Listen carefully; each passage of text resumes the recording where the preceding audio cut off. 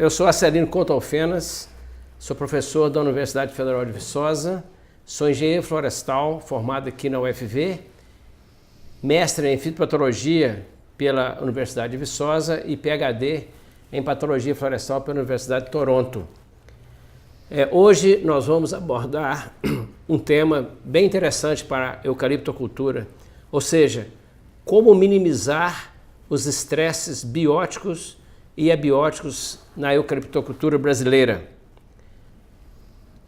Como vocês sabem, a maior parte das florestas de eucalipto estão localizadas no sudeste brasileiro, especialmente nos estados de São Paulo, Minas Gerais, Bahia e Espírito Santo. No entanto, as florestas de eucalipto têm sido expandidas para as regiões sul e também para as regiões centro-oeste e norte do Brasil. Ou seja, nós temos atualmente 5,6 milhões de florestas plantadas, sendo a maior parte no sudeste, em torno aí de 3 milhões de hectares, quase 1,8 milhões de hectares no centro-oeste e norte do Brasil e uma pequena parte, em torno aí de quase em torno de 700 mil hectares no sul do Brasil. Com essa expansão das florestas, nós temos alguns desafios no sucesso da cultura. E esses desafios são estresses abióticos e abióticos que ocorrem nas árvores durante o seu crescimento. Mas o que é estresse? Então, estresse é um conjunto de alterações que a planta sofre, que são prejudiciais à planta, que são causadas por esses agentes bióticos e abióticos. Se esses estresses forem contínuos, nós chamamos de doença. Se eles forem descontínuos, nós chamamos de injúria. E quais são esses estresses e como tem surgido na eucaliptocultura e como resolvê-los? Então, inicialmente, eu gostaria de mencionar que os principais estresses abióticos são a má distribuição de chuvas em todo o território nacional, isso talvez seja até o nível mundial, onde nós temos déficit hídrico, excesso hídrico, ou seja, chove muito em determinado período e também passa um período longo de estiagem. Nós temos ainda os desequilíbrios nutricionais, efeito de mata e competição e principalmente excesso de temperatura em algumas regiões devido ao aquecimento global. Isso é regra em todo o país. Agora, no sul do país, ainda nós temos o problema das geadas. E quais são os estresses bióticos não patogênicos? Então aqui entra a classe de insetos praga, como cupins, psilídeos, microvespas, vespa da galha, percevejo bronzeado, por exemplo. Os principais estresses bióticos patogênicos, então, são as doenças. E aqui nós temos algumas doenças muito importantes. As murchas vasculares, elas são letais, matam a planta. Então nós temos a murcha de ceratocista, a murcha de Housetonia, que é uma bactéria, a murcha de Erwinia, que é também uma outra bactéria, a ferrugem, o cancro e a mancha de pterídeos. Isso ocorre em todas as regiões do Brasil. Bom, os estresses abióticos, vou falar agora dos estresses abióticos, principalmente então quanto à má distribuição de chuvas, que leva ao déficit hídrico ou excesso hídrico, se chove muito, lógico, desequilíbrio nutricional, especialmente deficiência de boro, temos muito problema de deficiência de boro, problemas de mata e competição, especialmente folhas largas, ervas daninhas do tipo folhas largas, excesso de temperatura e geada em algumas regiões. Bom, o déficit hídrico tem causado a mortalidade de numerosos hectares de florestas em todo o Brasil, especialmente em Minas Gerais. Consequentemente, nós podemos ter deficiência nutricional de vários elementos, especialmente fósforo, potássio e boro. Temos também uma enfermidade nova, ou antiga, mas recentemente conhecida como distúrbio fisiológico ou seca de pontilha do Vale do Rio Doce, que tem causado muitos problemas no sul da Bahia e agora recentemente nós a detectamos em Alagoas, que é uma nova fronteira florestal brasileira. A pergunta seria, como minimizar os efeitos da deficiência hídrica e nutricional? Primeira coisa, seleção de material genético. Nós temos materiais genéticos que toleram, que resistem mais à seca. Temos que fazer a seleção de materiais mais eficientes na absorção de nutrientes, uma área muito importante, que existe uma ampla variação entre clones, mas ainda pouco explorada no Brasil.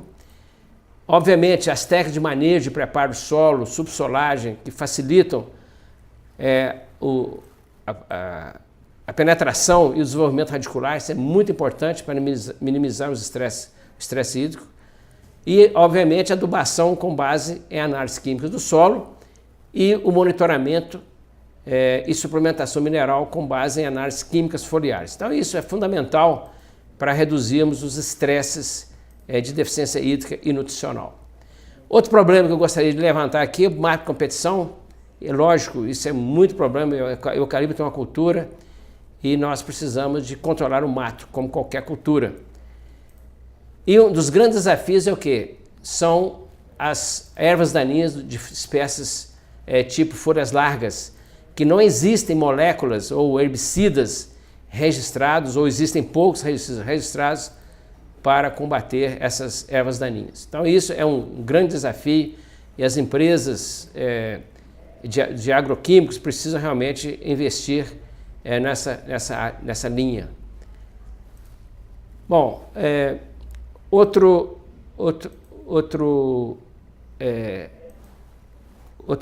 estresse que eu gostaria de abordar aqui são as temperaturas excessivamente altas, e nós temos às vezes temperaturas que atingem mais de 50 graus em algumas regiões. E como aparentemente está havendo realmente um aquecimento global, isso tem feito com que alguns clones que antes eram tolerantes ou resistiam, passam a não resistir mais a essa condição de excesso de temperatura. Isso pode provocar a morte de plantas no campo. Bom, temos também as temperaturas excessivamente baixas. Geralmente as plantas são mais sensíveis a temperaturas baixas, como as geadas. Isso é no caso do sul do Brasil. E nós temos então que selecionar materiais resistentes ou tolerantes a esta a geada. Bom, os estresses bióticos não patogênicos são cupins, psilídeos, microvespas, vespa da galha, percevejo bronzeado, microcigarrinho, ou seja, são os insetos praga que muitas vezes são confundidos com doenças. Por isso estou abordando aqui.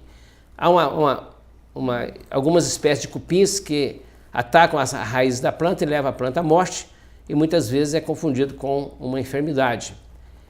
Temos o psilídeo de concha, que também leva ao secamento da planta. Temos as microvespas, que atacam especialmente o Corymbia citriodora.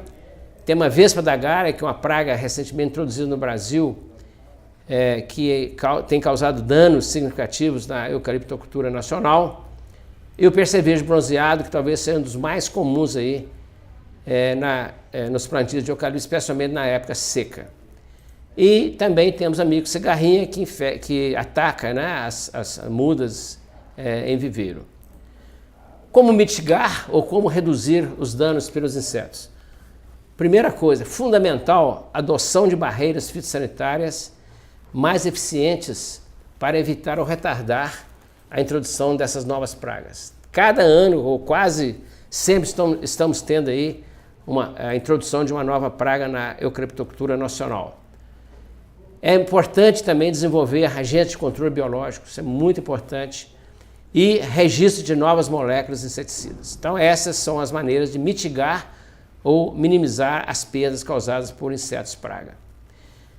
E abordar agora os estresses bióticos infecciosos, ou seja, aqueles que são transmissíveis, que causam doenças realmente. Então esse aqui é bem dentro da minha linha de pesquisa e que eu gostaria de abordar rapidamente sobre as murchas vasculares, como murchas ceratocystis, de Houston e de Erwinia, que são duas bactérias, o primeiro é um fungo, a ferrugem, o cancro, mancha de pterídeos e a mancha de teratosfera.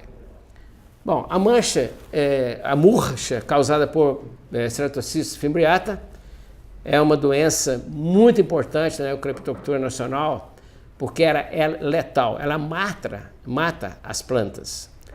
e ocorre desde o norte até o Uruguai. Então, encontra-se amplamente distribuído no Brasil, é um fungo nativo do solo, okay? E causa então a morte de árvores, né, até a idade de rotação de corte.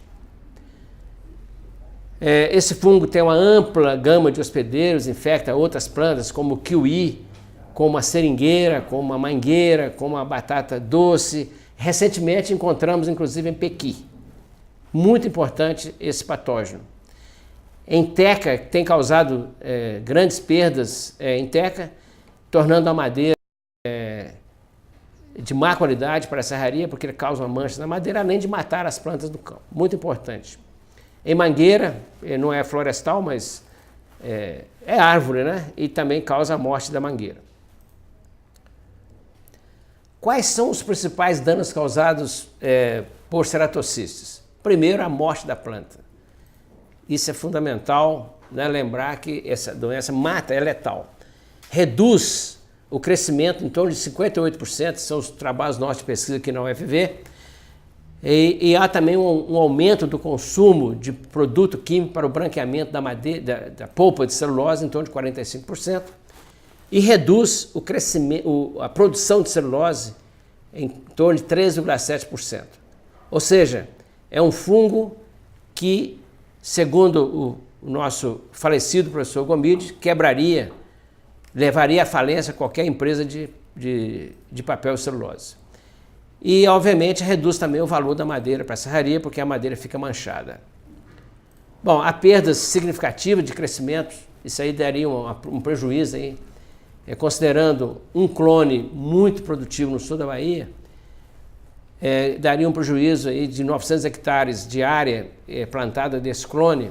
Quando nós fizemos a avaliação, daria um prejuízo de mais ou menos 2,7 milhões de dólares.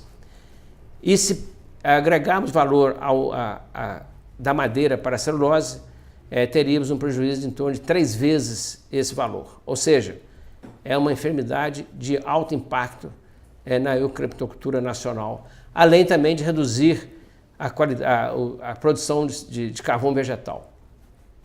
Controle dessa doença é por resistência genética. Aliás, em campo, o controle de doença tem que ser por resistência genética. Seleção e plantio de material resistente. A natureza nos ensina que essa variação ocorre no campo.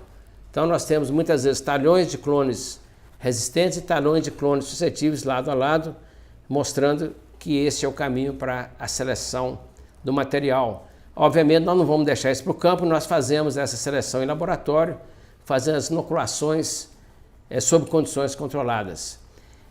De cerca de 1.000 clones que nós testamos recentemente na Clonar, 69%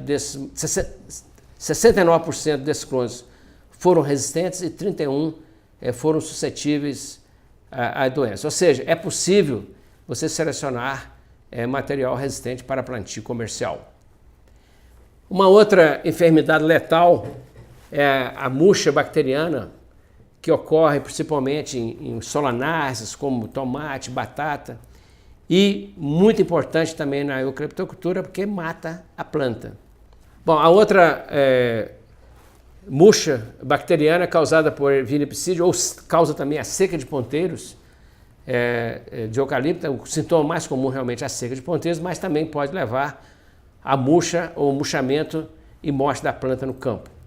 Esta é uma enfermidade que está restrita até o momento no sul do Brasil, Rio Grande do Sul, São Paulo e Mato Grosso do Sul, mas tem potencial de ser disseminada para outras partes do Brasil. O controle dessa doença também é feito por meio de avaliação de plantio de material resistente, ou seja, os clones devem ser avaliados previamente e aqueles resistentes devem ser levados para plantio. Bom, existe uma ampla variabilidade genética, né, para resistência também a essas doenças, embora a porcentagem de material resistente é bem menor do que a de ceratocistes. Bom, uma outra enfermidade muito comum a ferrugem do eucalipto, que ocorre também em outras espécies de mirtácea, como jambo, pitanga, jabuticaba. E é muito importante na eucaliptocultura, especialmente nos primeiros anos de plantio ou nas brotações após o corte raso, porque esse patógeno ele infecta as ramificações novas, as porções de crescimento, e pode levar essas partes da planta à morte. Com isso, a planta reduz o seu crescimento e também temos problemas de bifurcação das plantas causadas por essa enfermidade. Controle dessa doença é resistência genética, avaliação, de modo que nós temos que pulverizar as plantas a serem inoculadas com a suspensão de esporos e avaliar a resistência. De cerca de 600 clones avaliados, 67% foram suscetíveis, é o contrário de ceratocystis, né? E 33% foram resistentes. Ou seja, a maioria dos materiais genéticos plantados no Brasil são suscetíveis à ferrugem. Bom, uma outra doença, uma outra enfermidade é a mancha de cilindrocládio, ou mancha de calonectria, ou também chamada mancha de pterídeos, que reduz a área fotossintética, porque induz uma desfora na planta e reduz o crescimento. Embora essa doença muitas vezes é passada despercebida, porque a planta recupera, ela não é letal, como as murchas vasculares que eu acabei de mencionar. Mas é uma enfermidade que causa muita redução no crescimento das plantas. Há na natureza variabilidade genética, né, para resistência, então nós temos materiais altamente suscetíveis e materiais altamente resistentes, o que permite a seleção de clones para o plantio em larga escala. Geralmente, a avaliação da resistência é feita sob condições controladas, ou seja, o mais seguro é fazer sob condições controladas, embora você pode também fazer uma seleção de campo, mas você sempre corre o risco de selecionar uma planta escape, que às vezes ela escapou a infecção, mas ela é suscetível. Portanto, o mais seguro para todas as doenças é fazer a inoculação sob condições controladas. Então nós temos clones altamente resistentes e clones altamente suscetíveis a essa doença. De cerca de 200 clones avaliados, 72% foram suscetíveis à mancha de calonectria ou de cilindrocládio e apenas 28% suscetíveis. Ou seja, a maioria dos materiais plantados comercialmente no Brasil são suscetíveis a essa enfermidade. Agora, é uma enfermidade importante onde? Em regiões onde tem uma incidência maior de chuvas, uma ocorrência maior de chuvas, ou seja, precisa de umidade, especialmente no sul da Bahia, quando chovia, no sul da Bahia, e também no norte do Brasil. Bom, outra enfermidade, um outro patógeno importante, outra enfermidade importante é o cancro do eucalipto. Historicamente, essa doença foi muito importante na década de 70, porque levava a planta à morte e também reduzia o crescimento e também essa doença reduz, né, a qualidade da madeira para a produção de celulose. Atualmente, essa doença tem sido controlada também fazendo a seleção de material resistente. Na realidade, essa é a primeira característica. Ao selecionar um clone, a primeira característica tem ou não tem cancro. Então, os materiais que não têm cancro, em regiões de ocorrência da doença, eles são selecionados para a multiplicação clonal. Bom, nós fizemos poucas avaliações desses materiais em condições controladas, em torno de 13 clones só, e 62% foram resistentes e apenas 28% suscetíveis. Ou seja, aqui já mostra que a seleção que é feita em condições de campo tem funcionado bem, por isso nós temos uma frequência relativamente baixa de materiais suscetíveis. Bom, por último, eu gostaria de falar sobre uma enfermidade muito importante que ocorre no sul do Brasil, é a mancha desfólica de teratosféria, que ocorre em Eucalyptus globulus e nitens. Então, essa enfermidade é causada por um fungo, chama Teratocera nubilosa, que causou prejuízos muito grandes na África do Sul e no Uruguai, fazendo com que essas espécies, ou seja, o glóbulos e o nítis não sejam mais cultivados nessas regiões por causa dessa doença. Há, contudo, material resistente que é possível selecionar dentro das espécies clones ou genótipos resistentes a essa doença. Outro aspecto que eu gostaria de abordar com vocês é a disseminação de doenças. Bom, em primeiro lugar, com a globalização da economia, nós temos aí aumentado muito o trânsito de pessoas, troca de material genético entre empresas ou entre áreas de uma mesma empresa. Então, com isso, nós tem aumentado muito a incidência de doenças, a introdução de novas doenças. E especialmente para algumas doenças, como as murchas vasculares, no caso Ralstonia e Ervínia, o que nós temos encontrado é que essas doenças, esses patógenos, eles podem ser disseminados em mudas, ou seja, a muda aparentemente sadia, mas ela é portadora da doença. Com isso, o produtor, a empresa, né, compra a muda no viveiro, o viveirista produz a muda com o maior carinho possível e, sem ele saber, ele está disseminando a doença. Nós desenvolvemos recentemente, estamos utilizando alguns métodos diagnósticos para se determinar a presença desses patógenos em mudas, de modo que o produtor ele plante uma muda sadia. Isso tem trazido um impacto muito positivo, porque o produtor, o viveirista, né, não sabe que tem a doença e está disseminando a doença no campo.